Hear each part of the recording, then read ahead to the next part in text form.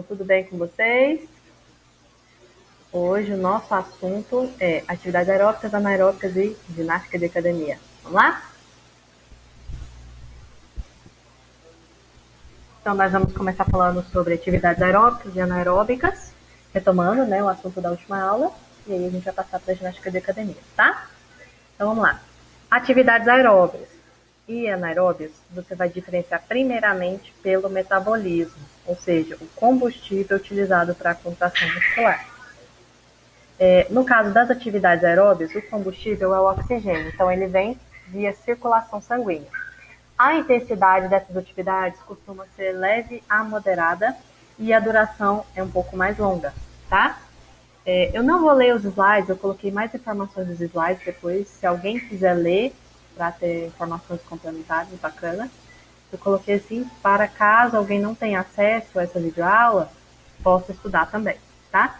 Então, nós temos aqui alguns exemplos, que são a caminhada, o ciclismo, natação, remo, corrida de rua. Então, vocês podem observar que são atividades não muito complexas, com intensidade de leve a moderada, de uma duração um pouco maior. E, como eu falei, primeiramente você vai lembrar da via energética que é utilizada, que é o oxigênio.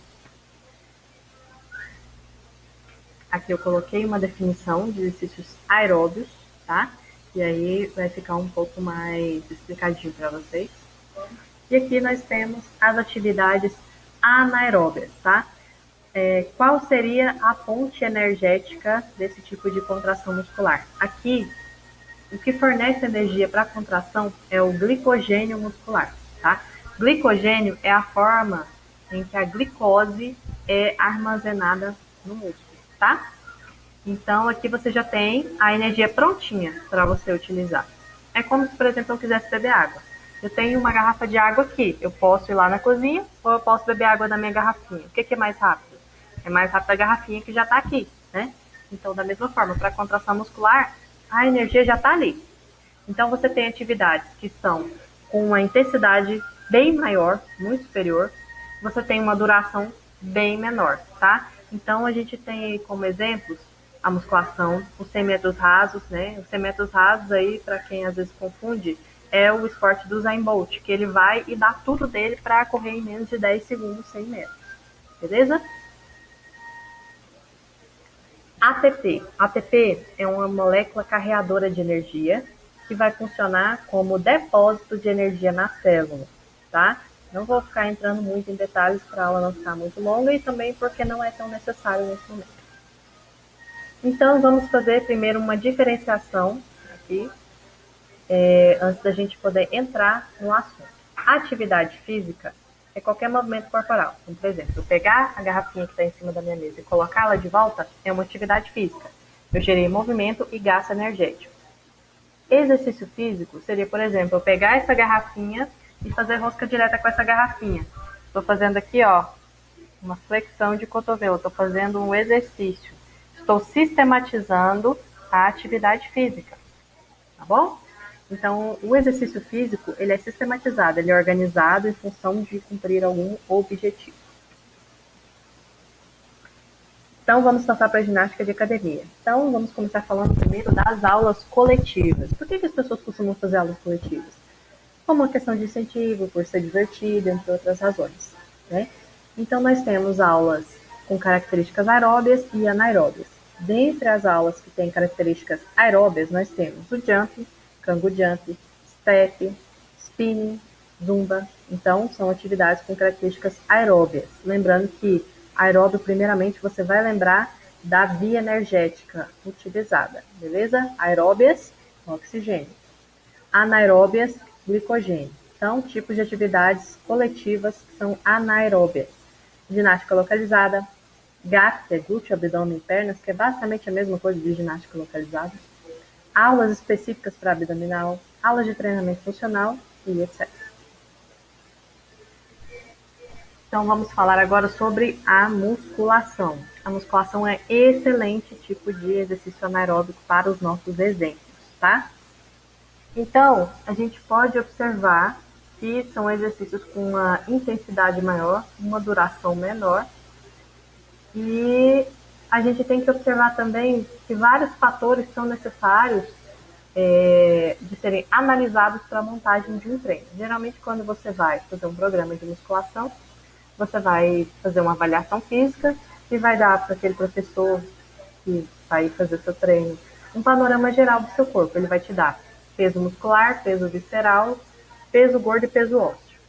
E, em cima disso, ainda tem outros aspectos que vão ser analisados na montagem do treino, como, por exemplo, o seu preparo físico, o peso que vai ser utilizado nos halteres, as anilhas, equipamentos, cadência. O que é cadência? A velocidade da contração, tá? A velocidade com que você vai realizar o exercício, amplitude do movimento, ponto de desvantagem mecânica, quantidade de repetições, simetria corporal. Não tem aquelas pessoas que, por exemplo, mulher gosta muito de treinar só perna e geralmente vai ficar com a parte superior corporal enfraquecida e desproporcional à parte inferior do corpo. Por exemplo, tem homens também que gostam de treinar só peito e não treina costas direito, e aí vai ficar com o peito bem protuberante e as costas não vai acompanhar. Isso pode também, inclusive, gerar problemas posturais bem sérios, tá? Essa questão da simetria. Aqui a gente tem padrões corporais conforme a distribuição do percentual de gordura. O ideal é que haja um equilíbrio, você não fique em um deles, você tenha uma distribuição harmônica.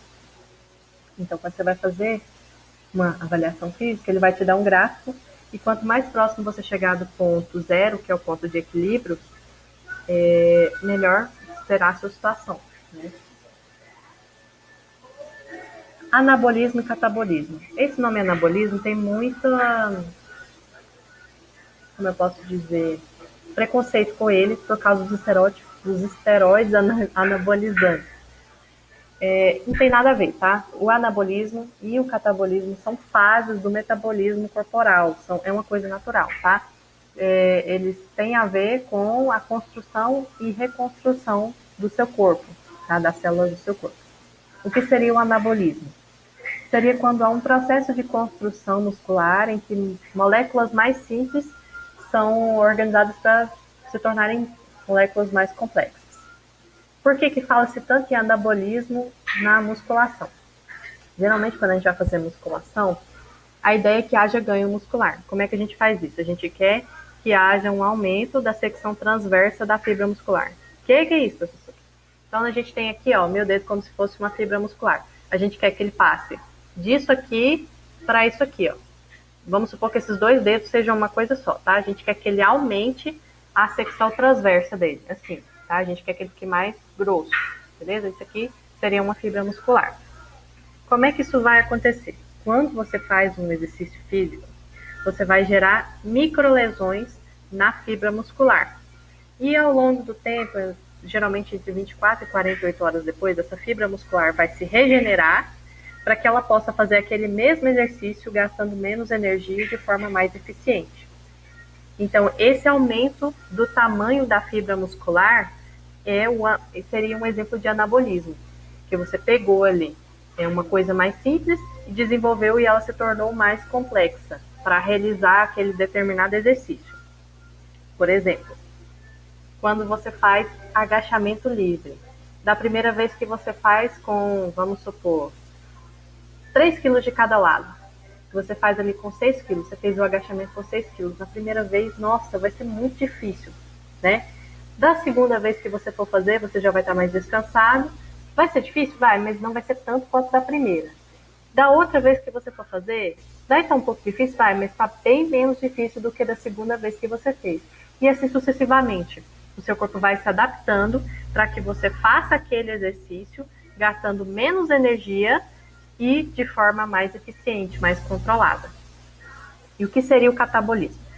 Então, vamos imaginar uma pessoa que ela praticou musculação por bastante tempo, anos, e aí, por algum motivo, ela teve que parar abruptamente. Ela parou de fazer musculação. Essa pessoa ela vai experimentar uma perda de massa muscular, que é exatamente o processo inverso. O que acontece é que o nosso corpo ele tem a lei do uso e desuso. Se ele não está usando uma fibra muscular com uma secção transversa desse tamanho, grossa desse jeito, para que ele vai manter? Manter a fibra muscular desse tamanho vai custar muita energia ao seu corpo. Então, ele vai fazer o seguinte, ele vai reduzindo o tamanho da fibra muscular até que ela volte ao tamanho normal. E assim, desse tamanho, ela vai gastar muito menos energia. Manter uma fibra muscular desse diâmetro gasta muito menos energia do que manter uma fibra muscular com esse diâmetro. Beleza? Então, é necessário que haja um equilíbrio entre o anabolismo e o catabolismo. O catabolismo muitas vezes é visto como uma coisa ruim, né? Mas não, o catabolismo ele acontece principalmente para a liberação de energia, porque toda essa matéria que está acumulada é energia que está acumulada, tá? Então é necessário que haja um equilíbrio. O catabolismo não é uma coisa ruim, tá? O que é ruim é o desequilíbrio corporal, o metabolismo. Principais exercícios de musculação. Aqui eu vou dividir esses exercícios de musculação em dois grupos. Exercícios livres e exercícios localizados ou isolados, tá? Por que eu coloquei esses isolados entre aspas? Porque não tem como você isolar e trabalhar um músculo só quando você vai fazer um exercício, tá? O que ocorre é que você pode dar mais ênfase na musculatura agonista. Então vamos lá. O que é a musculatura agonista? Musculatura agonista é o músculo que é o alvo do exercício, tá? Então você está fazendo aquele exercício para trabalhar aquela musculatura. Então, o músculo agonista é o exercício alvo, tá? Então, suponhamos, quando você vai fazer a cadeira extensora, a musculatura alvo que você quer trabalhar, a parte da frente da coxa, a parte anterior da coxa, o quadríceps, são 4 músculos. É um grupamento muscular. Então, o quadríceps é a musculatura agonista, a musculatura alvo. Nós temos também a musculatura sinergista, que é uma musculatura que vai contrair junto, não é o alvo do exercício, então ela vai contrair num grau menor, mas ela vai contrair para auxiliar na execução daquele exercício. Por exemplo, aqui eu coloquei um GIF para vocês da remada inclinada. A musculatura alvo desse exercício é a musculatura das costas. Mas aqui a gente pode observar que a musculatura aqui do ombro, deltoide, musculatura dos braços, tríceps principalmente, a musculatura do abdômen, até dos glúteos elas estão contraindo. Por quê? Para que ela proporcione essa postura que é necessária para fazer esse exercício, né? Então, a musculatura que está ali para ajudar, tá? E a musculatura antagonista? A musculatura antagonista geralmente são músculos que fazem movimentos contrários àqueles que você quer fazer. Então, por exemplo, eu estava falando da cadeira extensora, onde você vai estender, aqui é o joelho, tá? E aqui é a perna, que é difícil mostrar assim. Você vai estender o seu joelho para poder, aqui seria o quadríceps da coxa. Você vai estender para poder contrair a musculatura do quadríceps. Só que quem está contraindo também? A musculatura posterior de coxa, a musculatura que fica aí abaixo do bumbum, a musculatura da parte de trás da coxa. Por que ela contrai? Para dar equilíbrio ao movimento, tá? Para não ser um movimento tão abrupto, tão largado, tá? Então, você pode observar, se você já pratica musculação, se você já foi na academia e fez a cadeira extensora, que nas primeiras vezes você vai ficar tremendo, as coxas vão ficar tremendo. Por quê? Ainda o seu corpo não sabe fazer aquele movimento, ele está aprendendo a fazer aquele movimento daquela forma. E os músculos agonistas e antagonistas ainda não se entenderam com relação à intensidade da contração. Porque a intensidade da contração da musculatura alvo, que é o agonista, ela tem que ser muito maior do que a dos outros. E a musculatura antagonista ainda não entendeu isso. Com o tempo, você vai parar de ter aquela tremedeira. Você vai fazer o exercício de forma mais eficiente. Então, agora nós vamos para esse exemplo aqui que eu achei para vocês. É rosca concentrada. Aqui a gente tem essa musculatura C, é o bíceps braquial. A musculatura B é o braquial. E a musculatura A é o tríceps braquial. Ele fica aqui atrás. A musculatura é o músculo do tchau, tá? Você dá tchau e balança o braço? É essa região, tá? O que acontece? A musculatura responsável por flexionar o cotovelo é o braquial, tá? O bíceps braquial, ele vai auxiliar nesse movimento. Então, a gente observa aqui, ó. B é o músculo agonista, que é o braquial, responsável por fazer a contração, a flexão do cotovelo. Então, é esse músculo que a gente vê um pedacinho só dele, porque ele fica por baixo. O músculo que vai ajudar, que é o músculo sinergista, é o bíceps braquial. Então, a gente vê aqui, ó, sinergista C. Então, você observa que o sinergista. E A é a musculatura do tríceps. Como é que ele vai agir aqui? Vocês estão vendo aqui que tem uma fase em que há a extensão do cotovelo? A função do tríceps é estender o cotovelo. Então, ele vai contrair para que haja um maior controle desse movimento. Aqui, como eu falei, não tem como você trabalhar só um músculo ou só um grupamento muscular. Você tem vários músculos agindo ali, tá? Durante um exercício, durante o movimento. E aqui eu coloquei 2 exemplos, um de membros superiores e um de membros inferiores para vocês. Aqui vocês vão poder observar detalhes riquíssimos, como variações.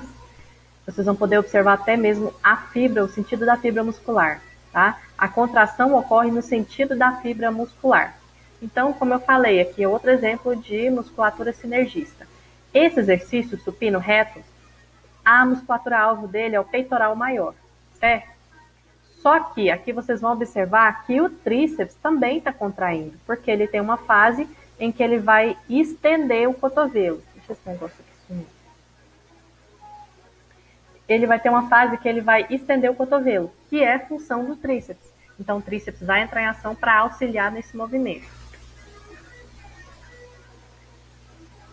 Aqui a gente tem algumas explicações de como é a postura, como deve ser realizado o movimento, como é que são as variações. Só que eu não vou ler para vocês, tá? Senão o vídeo vai ficar muito grande. Aqui ele vai te mostrar até a inserção, ele vai te mostrar onde é o músculo e ele vai te mostrar as inserções do músculo nos ossos. Aqui a gente tem outro exemplo também dessa questão da sinergia muscular. Então, nós temos esse exercício é feito para membros inferiores. É um exercício que tem um alto nível de ativação dos glúteos, que é a musculatura do bumbum. Aqui a gente pode observar nesse bonequinho aqui que está em vermelho, são os exercícios ativados, são os músculos ativados no exercício.